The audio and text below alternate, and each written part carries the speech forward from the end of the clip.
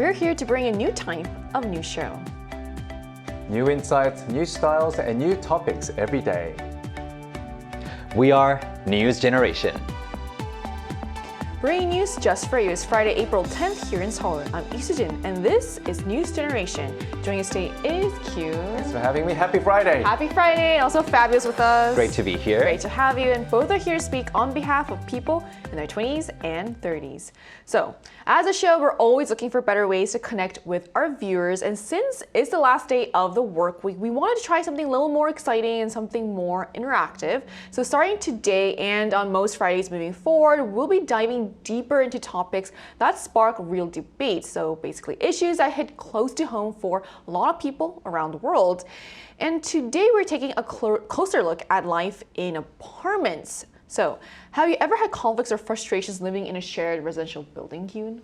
Yes, a couple of times actually.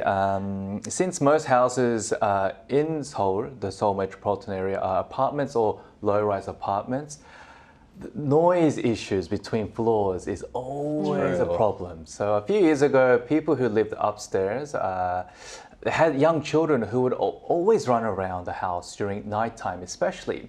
And it became a little too annoying, I guess, because it didn't stop. So after a few weeks, we knocked on their door to politely ask for the noise to be reduced, especially at nighttime, because obviously we have to sleep. And the grandmother of the kids, this is funny. She actually said, "Oh, can I go down to your place to actually hear whether it's really loud or not, whether it's so annoying or not?" And I intrusive. found that to be very intrusive and very rude. But luckily, the mother of the kids said, "Oh, I'm so sorry." She apologized over and over, saying, "Oh, I'll do my best so that the kids don't make too much noise." And it did get better over time. So the grandma thankfully it didn't worked have to out. come down. Oh, well, of course, that we said no. Fair enough, Like, fair enough. Please don't. And I said, okay. And then things got a little better after that. But other than noise from upstairs, noise from next door can also be a problem depending on where you live. Usually low-rise apartments or office towers where many houses are adjacent to each other. Yes. Wow, noise from next door can be a huge problem as well. Like, so I also heard some people sing. Well, little I'm too guilty loudly. of that, honestly. I'm not going to mention any names, but some people sing and you can hear them right next door. Some people like to turn on the music a little too loud and you can hear pretty much everything they're listening to. And it gets really, really annoying. So I guess a lot of noise pollution, noise stress causes a lot of problems within Korean people living in Seoul, especially in apartments. So this is going to be a very fun debate today. Fabio, I also feel like you have a lot to say on this. So what's your experience Well, like I with mean, this? I can add a lot onto noise, but I'll do so later because I like singing, but I'm very self-conscious about doing so in my own place. And I actually encountered a lot of very hard situations here in Korea, living in this type of buildings. You can imagine that most units have different owners, right? So a few owners wanted to purchase the apartment that I was renting, and they actually tried to motivate me to move to another apartment. I said no because it seemed quite sketchy and didn't really match the contract that I signed. But because of that, I had a lot of different problems with them, like very strong conflicts, to the point where I was about to call the police to intervene, which is definitely not my style. Thankfully, I stood my ground and things got a little bit better, but it was a tough situation and it made me realize how important housing is. You see, I face lots of difficulties every day in my life, and I don't have any problem dealing with them, but when it came to my own personal space, I felt the most vulnerable and helpless. I didn't expect that story to escalate so quickly. I didn't expect it to escalate so much in that moment. I'm glad too. you persevered. I know how hard it must have been because especially you're living in a different country. You have to deal with Completely. And that. you also have to navigate a different legal system. So sometimes they tell true. you something and they're like, you can definitely change your house, there's no problem, but then you actually look into it and it's a little bit sketchy. So you have to be careful. I'm glad everything got sorted out. Thankfully, yes. So with so many people living side by side, shared housing or apartments can easily lead to everyday tensions. So what kinds of conflicts are most common in Korea's shared residential buildings, such as apartments or villas, Kyun? Apart from noise, smell of food and food waste can also cause problems for That's neighbors. a big one. Recently, a Korean celebrity uploaded a picture on a social media of a grill with pork belly, garlic, and mushroom on it in the veranda of her home, which was an apartment complex. Now, she cooked it outside, not inside her own kitchen gas stove, because of the smell. This caused a heated online debate, some arguing that smell etiquette in apartment complexes should be followed and kept, as it can cause harm and stress to neighbors, saying she was being very inconsiderate. Now, smell between floors is becoming a serious issue, like noise, and while some say it's invading one's freedom in their personal space and going a little overboard, other sensitive people are raising this single social media feed into a social controversy, a talking point.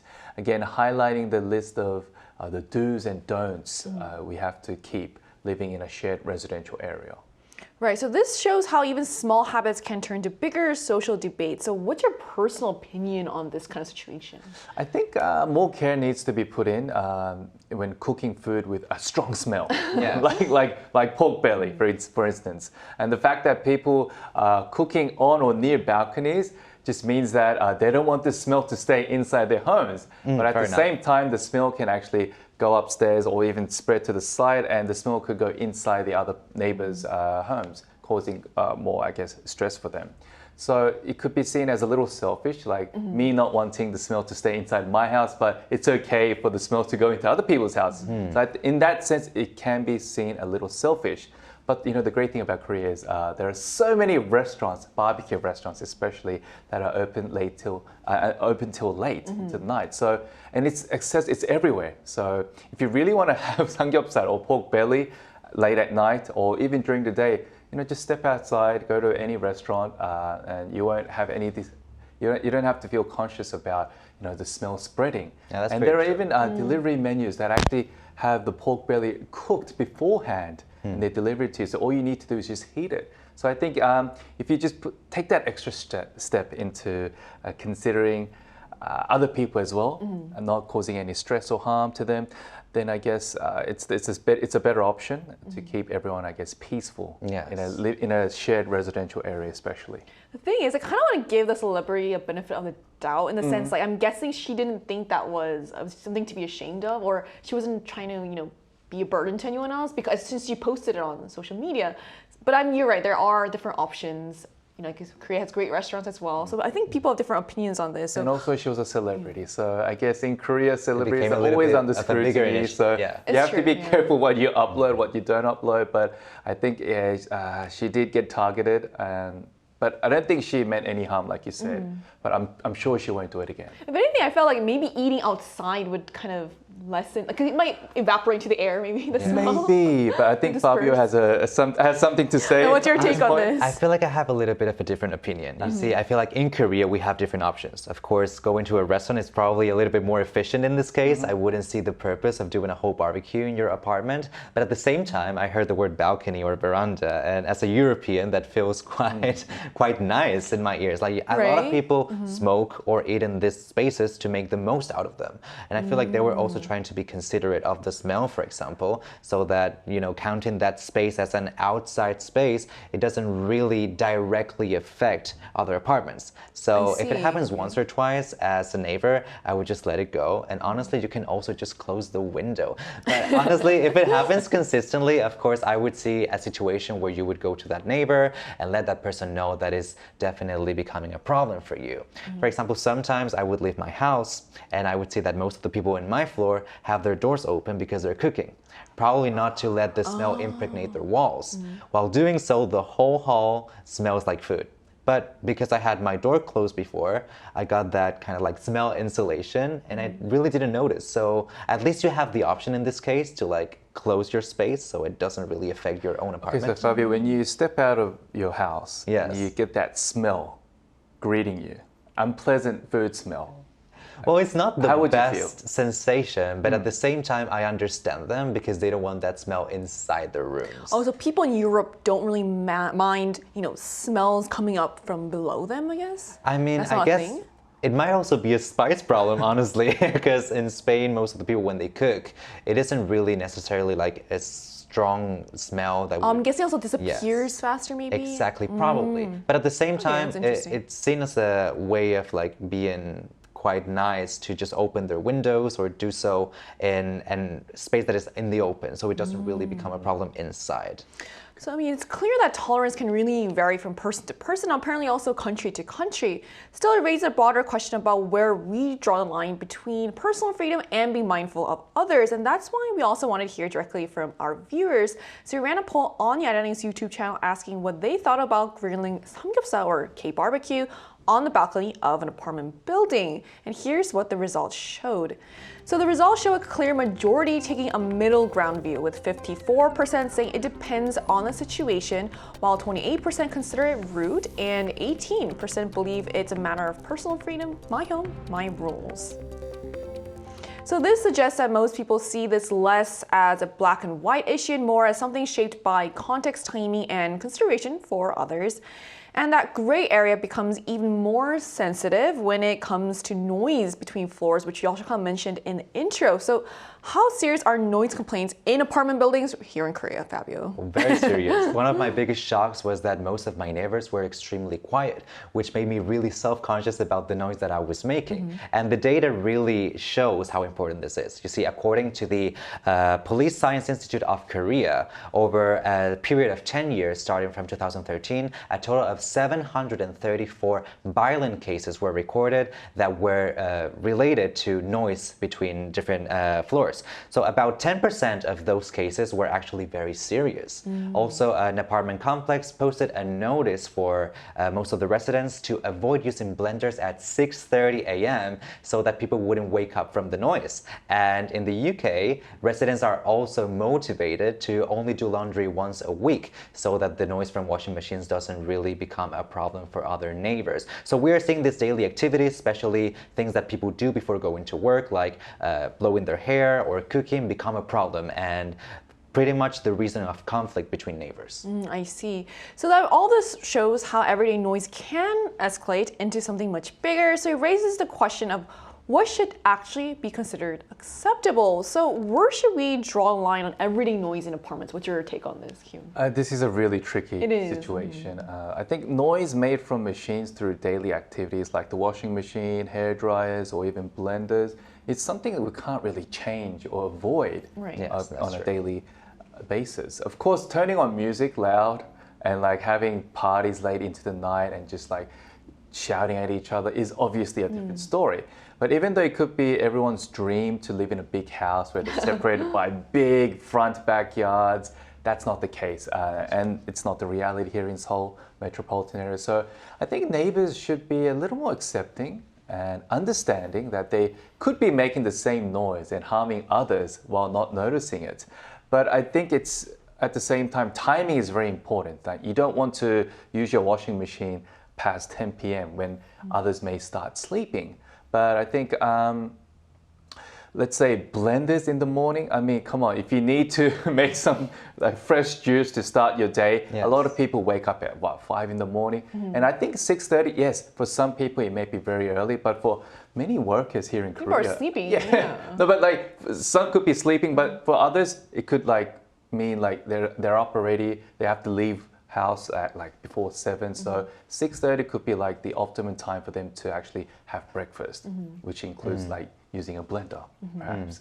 So I get where that comes first. What are your thoughts on this? I like the distinction of like noise that comes from devices or daily activities and the one that comes from human behavior. So for me, the thing that really becomes a problem is when people talk in the halls in my own apartment building and they do so early in the morning. But singing is okay? Well, singing is okay for me. No one sang in my own apartment, so I don't really have any bad experiences with other neighbors singing. But sometimes when I sing and I hear a noise from another room, I just you get really kinda self-conscious slowly transition into silence. But hall is very different because it echoes a lot. Exactly. So that's one of my biggest problems. And as you said, the infrastructure is usually not that good when it comes to sound insulation, so it can become a problem. When it comes to daily activities, though, I feel like keeping it short at least could be a way of making the problem a little bit less intense. For example, I have to blow dry my hair every day in the morning. And sometimes I do so at 4 or 5 a.m. when I have to do a gig early in the morning.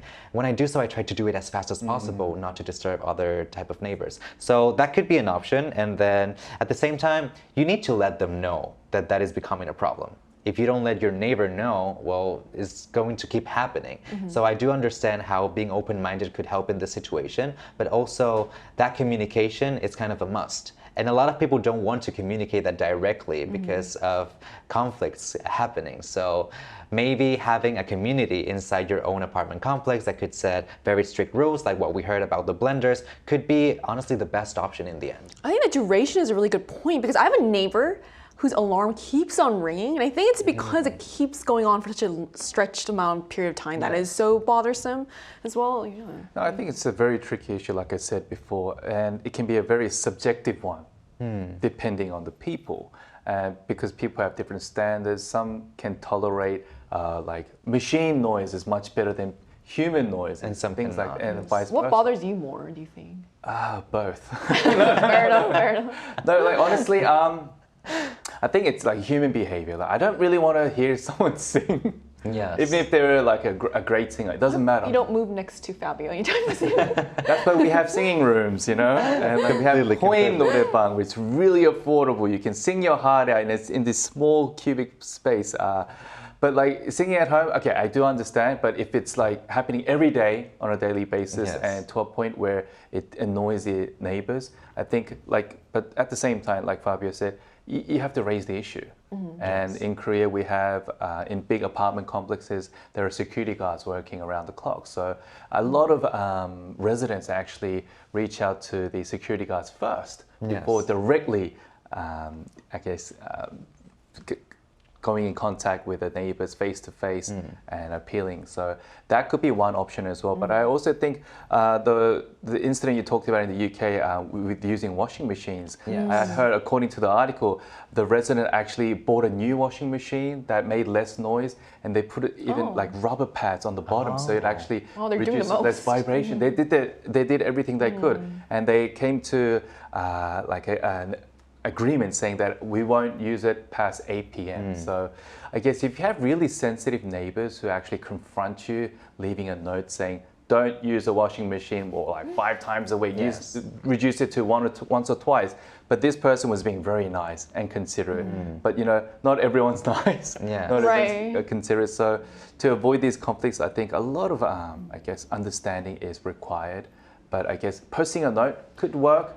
But I could not find work. it kind of sad that it ends up being the neighbors that have to fix the problem. I feel like at the end of the day, the real issue is that the apartment complex are not prepared to, you know, make that noise insulation really work. And we're living in 2026. I mean, I feel like it's time for us to not be able to figure out a hear way to our neighbor just like tapping on their own wall. Like that is just very weak when it comes to a sound system. So I do want to motivate also architects and construction teams to make a better work. This could be like another discussion topic to talk about How to build good. how to build a I proper thought house. I live in an older, like a very old apartment building, so I thought that's why I could hear sounds. But you both live in newer buildings. New you said apartment that's still a buildings also have problem. the same problem. It's the material they use and how, I guess, it's all about the depth as well between floors. And I heard like on some YouTube, it may not be true, but they reduce it as much as they can so they can add another floor to apartments to sell more, I guess, you know, houses.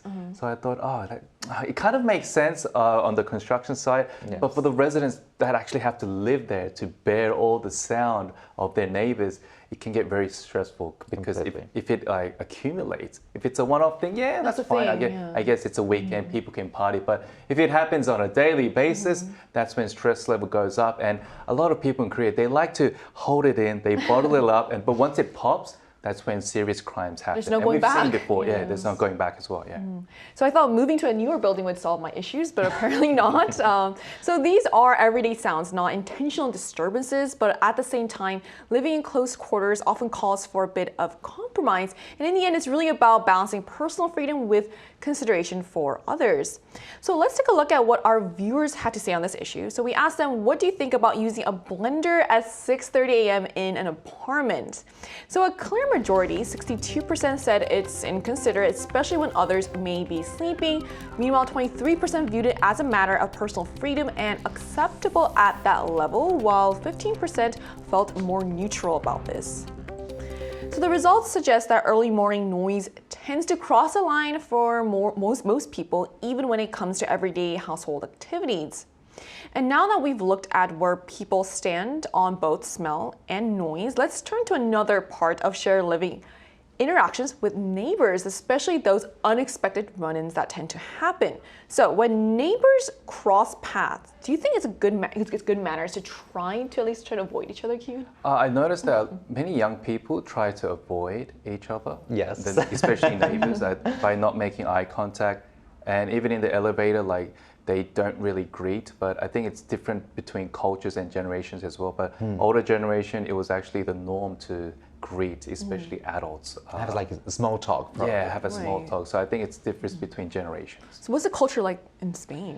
Well, in Spain, I feel like we have this pretty much perspective that in the Western countries, we have more of a small talk type of culture. And it does happen sometimes, but in big cities, like for example, Madrid, where I used to live, it's kind of similar to Korea. And honestly, I don't like running into my neighbors. I like to keep my own space private. And that comes from this feeling of like, I'm already sharing a lot of my private life in social media and information becomes very sensitive. So at least having one vulnerable space where I have full privacy becomes really important to me. Right. So, I mean, personal comfort and safety can definitely shape how people approach these situations. So let's take a look at what our viewers had to say about this. So we asked them what their thoughts were about trying as much as possible not to run into neighbors in an apartment building. And here are the results. So half of the respondents, 50%, said it's simply basic manners to try not to run into neighbors, while 25% felt it was a bit too much, and another 25% remained more neutral on this. So it is quite surprising that as many as half of the respondents see avoiding neighbors as basic neighbors. It really shows how strongly some people value personal space and privacy, even in shared living environments like apartments. Still, a significant portion finds it either unnecessary or doesn't feel as strongly about it, highlighting how even small social habits can be interpreted very differently in shared living spaces. So as we wrap up our very first Friday deep dive, hearing where our panelists stand on smells, noise, and everyday interactions in shared living spaces, I guess what are your final thoughts on this, Kyun? No, it's interesting to see and hear how people view the same thing in such a different way. Yes. But the sad truth is that we cannot choose the kind of neighbors we want to have. So therefore, Right. I think if everyone can become a bit more understanding and just accept the differences and have this kind of like concrete rule that everyone should keep, like an unspoken rule, I think it can keep everyone harmonized in these residential complexes. Right, there are very varied opinions on this. So what about you? Yes, I understand this whole mentality of my house, my rules, but we have to make some sacrifices in order to live Right. together. So even though we have a personal style and personal preferences, we need to find ways so that people live comfortably with each other. Right. So, I mean, at the end of the day, shared living is all about navigating that fine line between personal freedom and consideration for others. And what feels reasonable to one person can feel intrusive or inconsiderate to someone else. So maybe the real takeaway is more simple. There's no perfect answer, just a need for a little more awareness and also compromise. And that brings us to the end of today's episode of News Generation with Nusha. We'll be back on Monday at 10:30 a.m. Korea time with more stories and discussions. A big thanks to Kyun Always a pleasure. and also Fabio. Thank you for having me. And to our viewers, thank you so much for watching. Hopefully this weekend your blender is brief and you can keep it down and carry on. We are News Generation.